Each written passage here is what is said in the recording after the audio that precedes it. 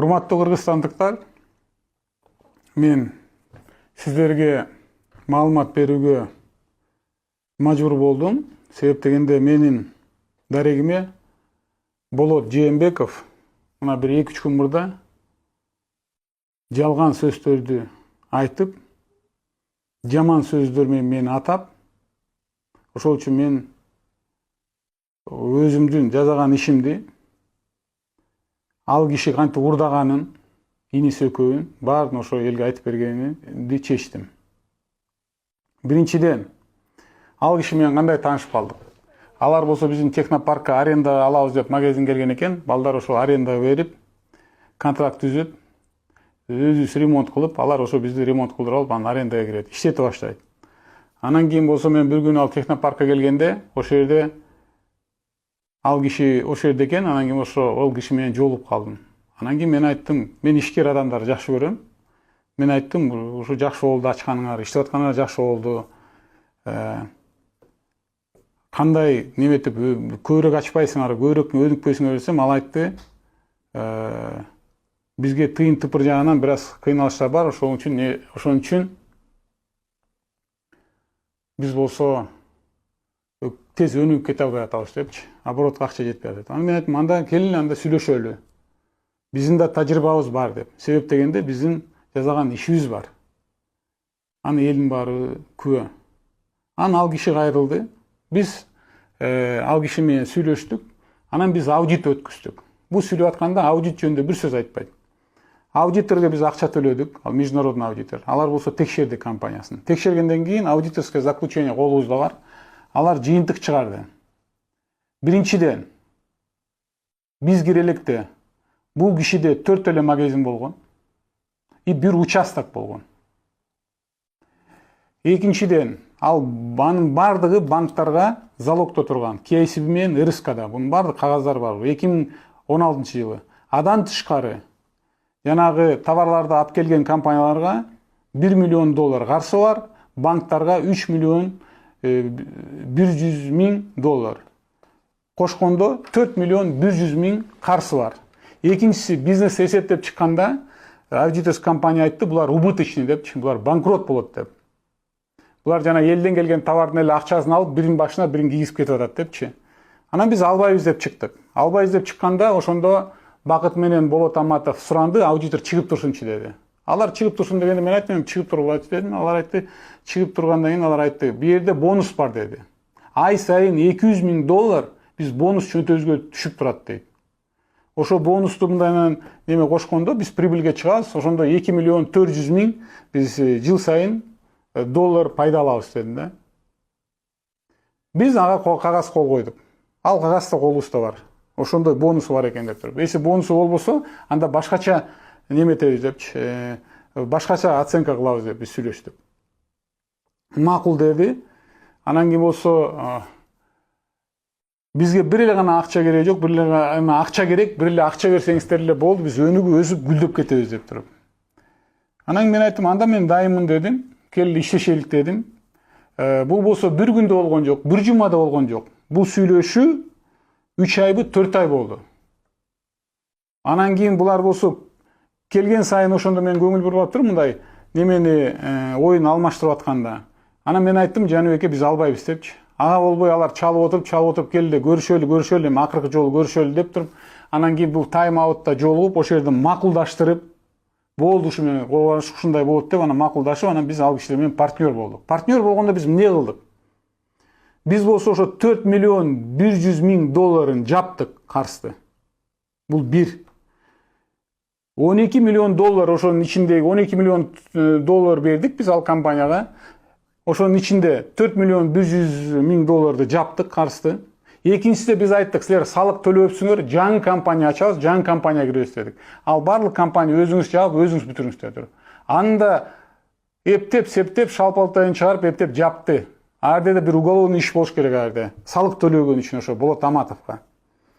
Анан биз жаңы компанияга киргенден кийин биз жанагы Болот Аматовдордун активин өткүзүп баштадык ошо компанияга. 2 магазин Болот Аматовдо калды. Биздин компанияга биз чу дегенде эле 2 магазин кирди.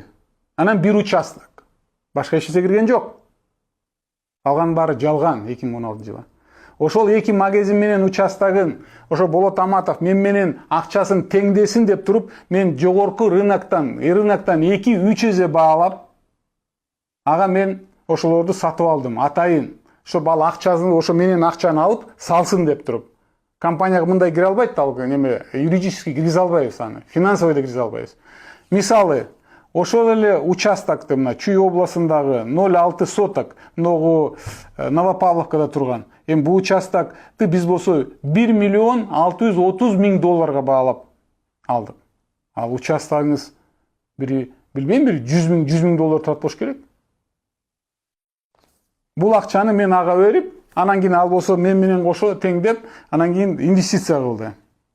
Жана айтып аткан 5%дан бер деген. Бул акчанын баардыгы биз берген акча. Биз бириккенден баштап Болот Аматов, Бакыт Аматов бир тыйын акча салган жок. Урдагандан башка. 2016-жылы иштеше баштадык. Мен анда саясатта аралаша баштадым, президенттикке талапкер болом деп. Мен айттым, силер иштейсиңер, силер неметесиңер, биз бухгалтерле беребиз дедик. Бухгалтерибиз иштей баштады, немете баштады. Анан кийин болсо биздин главный бухгалтерибиз келип алып 6 айда иштей албайм деп кетип калды жумуштан. Эмне себептен иштей албайм десем, тиги булар болсо акчаны сурабай эле кассадан өзүнүн үйүндө алгандай эле ала берет экен депчи. Анан мен чакырып алып айттым, мындай болбойт го дедим да. Эми бухгалтериңиз мындай көнөлөй экен, андай көнөлөй экен. Анан башка бухгалтер бердик. Шарт түзүп баштадык иштесин деп. Ошол ушу менен жүрүп берди. Мен болсо 2017-тен кийин сыртка чыгып кеттим. Буларды көзөмөлдөгөн эч ким жок болду. Булар өз билгенде иштеди. Мен буларга толугу менен ишендим. Барлык банковский документ бардыгы өз билгенде кылды. Биз ошо 12 миллион доллар инвестиция жасадык. Ошонун ичинен мен келгенден кийин мага Жаныбек жыеним айтып баштады. Биякта проблема бар. Карабасаңыз болбойт депчи. Компаниянын шарты өтө начарлап баратат. Магазиндердин саны көбөйүп атат, арендага алган үчүн саны көбөйүп атат. А бирок биздин магазиндердин жана биздин акчага салган жаңы магазиндерден башка эч нерсе көбөйбөйт. Булардын биз менен партнерлор болгондун, булардын менчик магазиндери көбөйүп атат депчи. Урлук болуп атат деп туруп. Биз аудит кылдык. Булар отчет менен келгенде компания убытокта да, прибыль жок. Ошол эле учурда буларда 2022-жылы Бакыт Аматовта 6 магазин пайда болду. Биз кирип атканда эч бир магазин жок болчу. Болот Жээнбековто 12 магазин пайда болду. Жана прораб деп бардым мен. Анан кийин мен айттым аларга, силерде магазин пайда болуп атса өзүңөрдө, силер бизге арендага тапшырып атсаңар. Прорабты ачып атсаңар. Биздин компания байыбай эле убыток болуп атат. Анан компанияны болсо мен айттым, анда мындай кылалы дедим. Мен түшүндүм булардын урдуп аткан акчасын. Мен айткам, эң негизгиси акча урдубагыла, алдыбагыла деп. Ошондой келишим түзгөнбүз. Анан кийин болсо мен аны көргөндөн кийин мен айттым, анда мен долямды сатып алгыла деп. Мен салган акчамды чыгарып бергиле дедим. Мен айттым, биз болсо 12 миллион салдык. Ошо мынакей 5 жыл, 6 жыл өттү, мен айттым ошо 15 дедим. Акыр неметкенен айттым, ошо 13,5 үстүнө 1 миллион кошуп бергиле дедим. 5 жылдан кийин булар магазиндерди куруп алган өздөрүнө. Булар нары басты, бери басты, анан айтып атпайбы, инвесторлор карап туруп, Бабанов берди экен деп кирбей койду деп. Бу жерде логика жок. Бабанов сатып чыгып атат. Инвесторлор эмнеге кирбеш керек? Мени жаман көрсө инвесторлор. Себеп дегенде инвесторлор булардын жүзүн көрүп, жазып аткан бизнесин көрүп, бизнести анализдеп, алар бияка кирбеүүнү чечти. Бул ал кишинин жалган айтып аткан аферистик характерин көрсөтөт. Экинчиси, биз аудит кыла баштадык.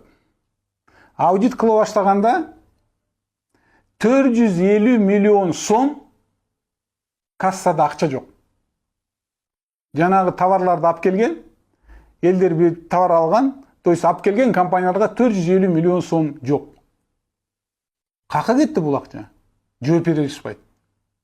Тигиндей мындай, андай, тигиндей мындай деп. Анан кийин мен айттым, анда келгиле дедим. Бакытты Аматовду председатель совдир кылалы, независимый директор коелу дедик. Независимый директорду койдук. Койгондон кийин эле Бакыт Аматовдун $10.000 ошомойдон калтырдык. Машинесин ошомойдон калтырдык. Анан кийин тиги киши иштей баштаганда көп нерсе чыга баштады. Бир мисал, жанагы акча сала турган банкоматтар. Ошол эле бир компания акча сала турган банкоматтарга 7.000 сом төлөсө турган кишинекей бир немеге. Аны болсо Бакыт Аматтын аялы тапшырат, а компанияга 1000 сом төлөйт. Ошонун негизинде компанияга себеп дегенде магазиндер көп жерде турду да 8 миллион сом убыток алып келген. Компания 1 миллион табат, Бакыт Аматтын аялы 7 миллион сом табат. Адан тышкары бир топ акчаларды урдаганда $200.000 бар. Ошонун баары жыйнап отуруп, анан кийин болсо мен алдаган адамдардын баарын жаман көрөм. Урдаган адамдар менен да сүйлөшө алам. Мен ал тиги экөөнү чакырып алып туруп айттым, жанагы убыточный магазиндерди жабышыбыз керек деп. Себеп дегенде компания банкрот болоюн деп атат деп. Ошондо менде тандоо болду. Өзүмдүн берген акчамы чыгарып кетип, буларга компания тапшырып кетип коюуга. Анда жанагы 450 миллион сом карыз болгон компаниялар, поставщиктер, алардын саны бир 500-700 жетет го дейм. Алар буларга келип сураганда, булар банкрот болгондо, алар айтат деп, да мына бабам өзүнүн немесин, акчасын алчып кетти, имуществосун алчып кетти деп туруп, бул сөз жаман сөз деп туруп, мен айттым, Жаныбек кел башкарып эптеп буну немеден ушу ямадан чыгаралы деп. Мен мындай операционга киришкен жокмун. Иштей баштадык. Иштей баштаганда тиги орус директорду, Игорь деген директорду коюп иштей баштаганда буларга поток акча токтоп калды. Токтоп калганда эле Болот Аматов келди, Болот Жээнбеков келди, айтты, Өрбек Токтогулович, мен болсо өзүмдү ойлойм, сатат элем, сатып алыңыз, минтип алыңыз депчи. Ал сунуштады. Анан мен айттым, келиңиз анда сүйлөшөлү дедим. Анын алдында жанагы айтып атпайбы, жана 6 магазин боюнча. Мен болсо ошо 6 магазинди жөн эле кагазды билбей эле кол коюп коюп турум, мага кагазды минтип туруп берип коюптур деп. Биринчиден, урматтуу кыргызстандыктар, договорду кол коердо, имуществону сатаарда баарыңыздар жакшы билесиздер. Биз ага бердик, ал алып кетти, карады, юристтер менен карады. Бул болсо 1 жума, 2 жумада талкууланды. Анан келгенден кийин нотариально аялынын уруксаты менен болгон иш. Аны мындайынан алдап койду, минтип койду деген болбойт. Биринчи баракты оңдоп коюптур, үчүнчү баракты оңдоп коюптур деп туруп. Ал болсо жана генеральный прокуратурага биз сделка бүткөндөн кийин арыз жазып, мен ал арызды окугандан кийин таң калдым. Алар экспертиза кылды, мамлекеттик экспертиза кылды. Адан кийин алар чечим чыгарды, бу жерде неме жок депчи, подделка документов жок, сделка болгон, акча төлөнгөн деп туруп. Экинчиси ГКМБга жазды. ГКМБга суракка бардык. Алар да экспертиза өткөздү. Алар да андай жыйынтык чыгарып берди. Ошонун негизинде айтып атпайбы, тиги 6 магазинди неметип өтүшпөр деп. 6 магазин толугу менен мен берген акчага курулган. 1 тыйын Болот Аматов биз компанияга киргенде 1 тыйын берген эмес. Ал жанагы берген 4,5 миллион деп атпайбы? Мен 4,5 миллион акчамы кантип ошо 1,5 миллионго сатам деп. Ошо 6 магазинди мен айттым да, сатып алгыла биздин дойлан, же акчаны кайрып бергиле дегенде, ошондо биз кагазга кол койгонбуз. Ошо 1 жылдын ичинде сатып ала албаса, анда ошол биздин акчага тиги магазиндерди өткүзүп берет деп туруп. Ушундай келишим болгон. Мен 1 жыл күттүм алардын сатышын. Алар менен мага эмес, алар менен калып иштейм деген адам табылбады. Алар менен партнер болом деген адам табылбады. Ошон үчүн сата алган жок алар долясын. Менин долям сата алган жок. Биз калабыз деп туруп. Экинчисинде анан кийин болсо Бакыт келиптир, эми болсо Өрбек Токтогулович, Болот Аматович айтып атат, эми болсо ушунча жүрдүм, мен эми создательмин да, мен магазинди ачтым да, ошо бир магазинди мага берип койсунчу деп. Анан кайсы магазин десем, ошо 6 ичинен Ошту дептир да, эң чоң магазинди тандап алыптыр. Мен айттым, макул ошо. Макул дедим, берели ошол Ошту дедим. Ошту бердик, ал болсо бир компания ичинде турган. Ошту бергенден кийин Болот Жээнбеков сата баштады Ошту. Сата баштады да келди да айтты, Ошту сатып албайсыңбы деп. Бунун баардыгы биздин компанияда. Мен айттым, канчага сатасыз десем, 1,5 сатам деди. Макул, 1,5 алалык дедик. 1,5 алалык дегенде Ош магазинин компания регистрация болгон компания өзү сатып албайт да. Ошон үчүн юридикалык жана мен берген 4,5 миллион долларды биз болсо ошо 1,5 миллион долларга сатып алдык. Ал туура айтып атат. Кантип мен 4,5 миллионду 1,5 миллионго сатмакмын деп. 4,5 миллион анын акчасы болсо. Дени соо адам эч качан сатпайт. Ошону мага сатып туруп, адан кийин 1 жылдан кийин берки компания сатып унчукпай жүрөбү ушул адам? Ошо 4,5 миллионду аны мен бергем, ал менин акчам. Ал жанагы биздин компанияда болгон магазинди сатып албайсыз деп туруп, биздин болсо финансистер айтты, анда ошо жанагы займды ошо 1,5 сатып алалы деп, ошондой структуризация болгон атайын. Бул финансистердин структуризациясы, бул мындайча мыйзамдуу иш. Буну прокуратура текшерип, далилдеп берген. ГКМБ да далилдеген буну. Анан кийин биз ошону алып жанагы магазиндер бекер бир тыйын бекер берген жок. Урдаганына карабай, мен ошол магазиндердин эсебинен 12 миллион доллар салсам да, дагы үстүнө 1,5 миллион кошуп, 13,5 миллион инвестиция кылдым мен. Анан кийин жанагы операторский компанияда калып калдык. Партнердо иштей баштадык. Анан өзү келди дагы. Сатып алдым деп. Ал операторский компанияда 450 миллион сом карыз. Ошол эле учурда Болот Аматовдун магазиндери өзүп атат, тигиз өзүп атат. Мен айттым, кантип сатып алам сизден десем, эми мени жардам бериңизчи, сиз бабаңыз да, сизге эмне жана айтып аткан, сиз миллиардерсиз да, мага жардам бериңиз деп ыйлап туруп алды. Келип айтып алды. Анан кийин макул эми бул кишиге да бир жардам берели деп туруп болсо, биз болсо отуруп, жана 2,5 миллионго сатып алабыз деп операторский компанияны сүйлөштүк. Сүйлөшкөндөн кийин тиги киши айтып атпайбы, мен 2,5 миллион долларга кол коюп бердим деп. Анан мага 1 миллион 400 төлөп коюптур, калган төлөбөй коюптур деп. Бул да жалган.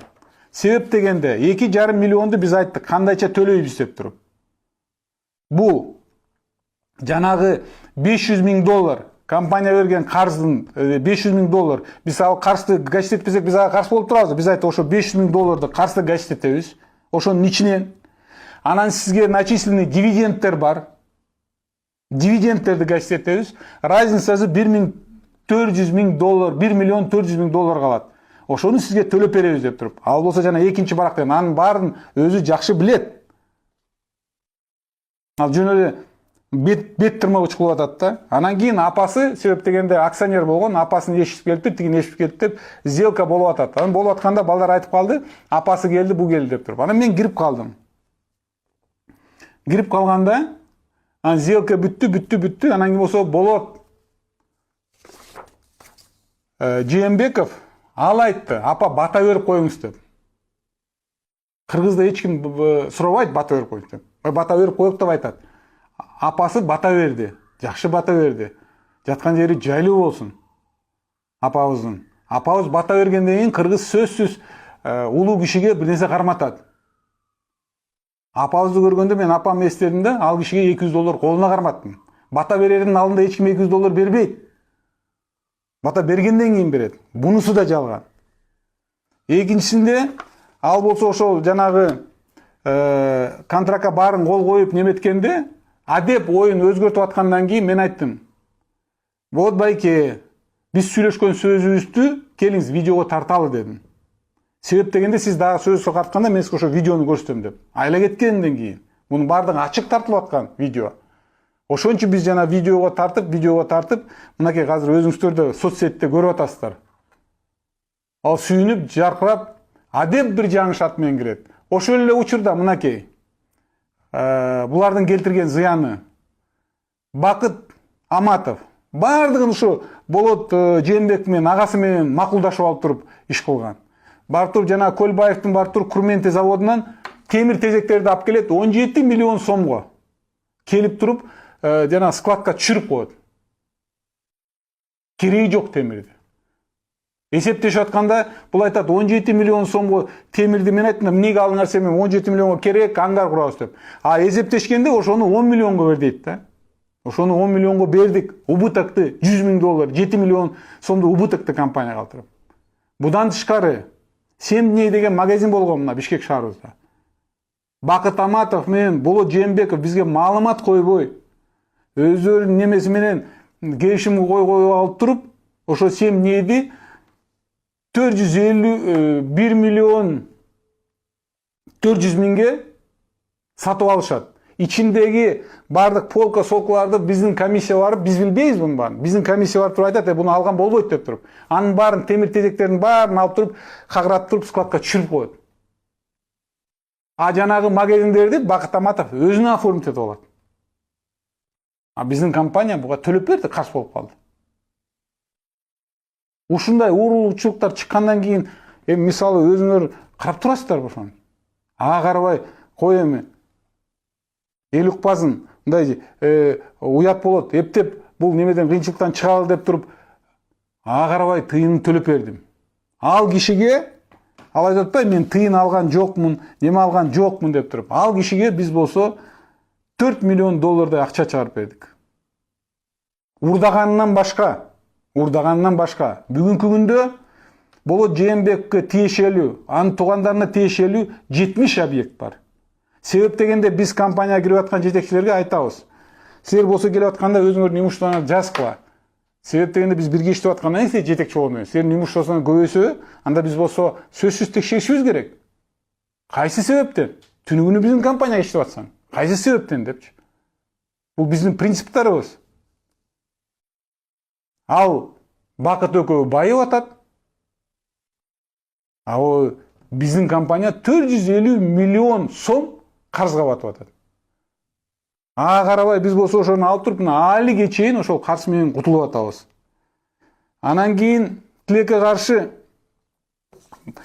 маалымат келип калды.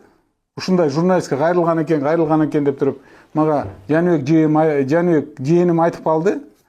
Мен айттым, анда сөзсүз жолугуп, ага түшүндүрүп бергиле деп туруп.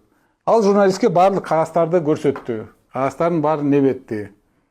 Анан кийин ал журналист айтып атпайбы? Элеман Карымшаков деген журналист экен. Ал айтып атпайбы? Мен мына журналистик расследование кылдым. Эми тиги тарап неметкен жок, мен кантип ага жооп берем деп туруп. Элеман Карымшаков сөзсүз жооп бериш керек.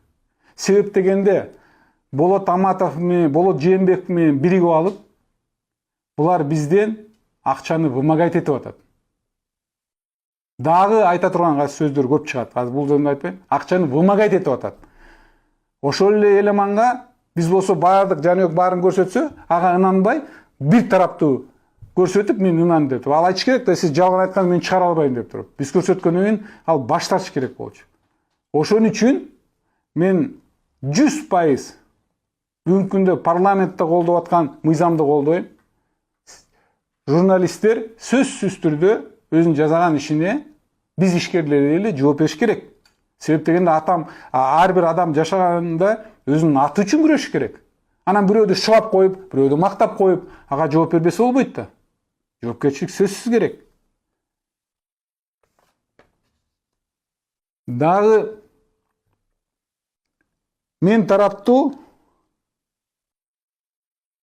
жалган сөздөрүнө мен расмий түрдө айтып коеюн. Ошо Болот Жээнбековго биз укуктуу өлкөдө жашап атабыз. Сиз сөзсүз түрдө, мыйзамдуу түрдө жооп бересиз. Биз укук коргоо органдарга кайрылдык. Сиз айткандай сотту бардыгын утулдуңуз. Сиз атайын ушундай пиар компания кылып атасыз. Эптеп септеп ошо сотторду коркутуп бир нерсени өндүрүп алайын деп туруп. Бул вымогательство. Мындайча айтканда рекет дейт муну. Буга сиз сөзсүз, сиз жана журналист буга жооп бересиздер. Мен ишенем буга. Жакында мен окуп калдым. Биздин президент айткан экен, келтектин эки башы бар деп туруп. Бир депутат сүйлөгөндөн кийин. Мен да эскертип коет элем. Ошо эч качан унутпай жүрүш керек да. Ушу келтектин эки башы бар да. Бардыгы айткан сөз Болот Жээнбековдуку. Жалган. Тилекке каршы бул киши ушул улгайган жашка келсе да, баягы мошеннический иши, жалганчылыгы, аферисттиги калбаптыр бул кишиники. Баягы магазинге келген товарларды алып берип, ошол жерден кассадан акчаны алып берип, бул кишинин адаты калбаптыр да. Мен мындай эле айтып берсем деп туруп. А иниси азыр болсо СИЗОдо отурат. Биз айттык, ал болсо жана айтып атпайбы, биз бир таластык ийиним бар, жакшы көргөн, ошол аркылуу кайрылдым деп туруп. Таластык ийниси менен кайрылыптыр, ийиним чыкса болот эле деп туруп. Жаныбек айтыптыр. Компания келтирген ущербти төлөсүн. Болот Жээнбеков официалдуу түрдө извинение айтып кечирим сурасын. Адан тышкары соттон жана берген жалган исктерин отзыв кылсын деп туруп. Ага карабай, бул кайра мындайча айтканда жалган жаап атат. Өзгөчө белгилеп кетерим, бул Болот Жээнбековдун жалганчы экенин, патологический жалганчы экенин белгилеп кетерим. Бул прокуратурага арыз жазганда, азыр унчукпапты, арыз жазганда мени коркутуп, кишилерди жиберип, мен ошентип кол койдуруп алган дейт. Бул кагаздар бар. Мен чачым тик турду, мен рекетер болуп кеткем го депчи. Ошол арызды прокуратура изилдеди. Мамлекеттик экспертизага берди. Жана айтып аткан, менин колум эмес, ортосунда баракты салып койгон деп туруп. Анын баары нотариально тигилген да. Анда генеральный прокуратура менен мамлекеттик экспертиза жалган чечим чыгарып аткан экен да. Ага ынанбай ГКМБга жазды. ГКМБ дагы текшерди. Аны текшергенде анда ГКМБнын чечими да жалган экен да анда. Мамлекеттик экспертиза да жалган экен да анда. Ошо Болот Жээнбеков аферисттик эле туура экен да. Элден сурагыла. Биз ошол акчаны берип атканда, биздин банкта алып атканда акчаны канчадан бери очередте турганын.